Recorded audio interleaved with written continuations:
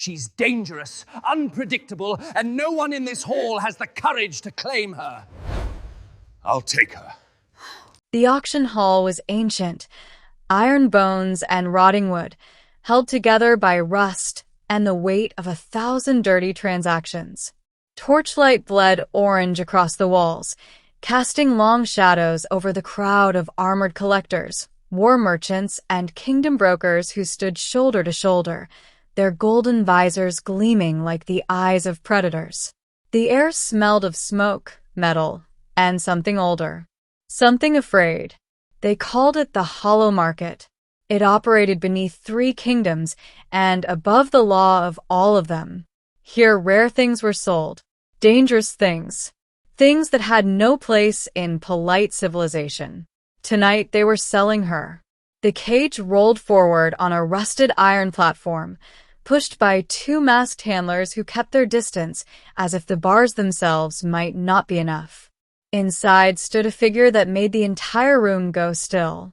She was blue, not pale, not faintly tinted, but deeply, powerfully blue, like the sky before a storm swallows it whole. Her silver-white hair was pulled back from a face carved with sharp, ancient features.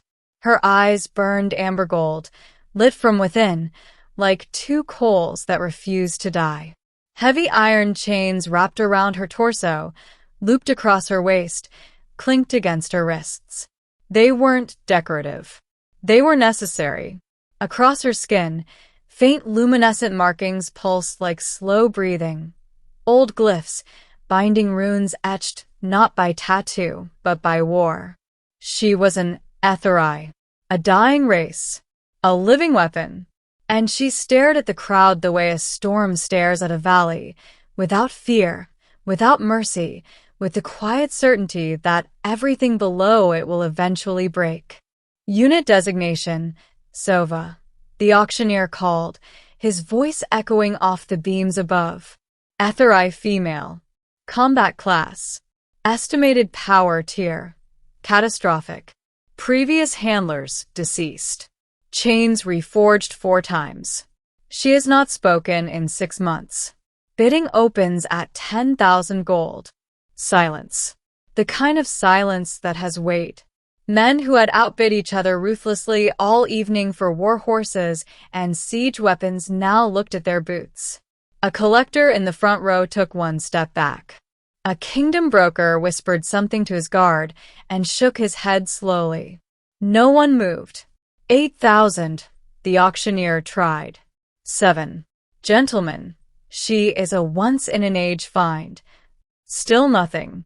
The golden armored figures lining the walls didn't even shift. The handlers near the cage stepped further back. Sova hadn't moved, not a single inch, but her eyes traveled the room slowly, cataloging every face, measuring every silence. She had seen this before. Fear dressed up as commerce. At the very back of the hall, a man named Callum stood with his arms crossed and his jaw tight. He was human. Entirely, unremarkably human. No armor, no title, no kingdom crest on his collar. He wore a worn brown jacket over a gray shirt, forearms wrapped in old linen from a fight he hadn't fully healed from. He had come to the Hollow Market to find a tracking compass that had been stolen from him 3 weeks ago. He had not come for this.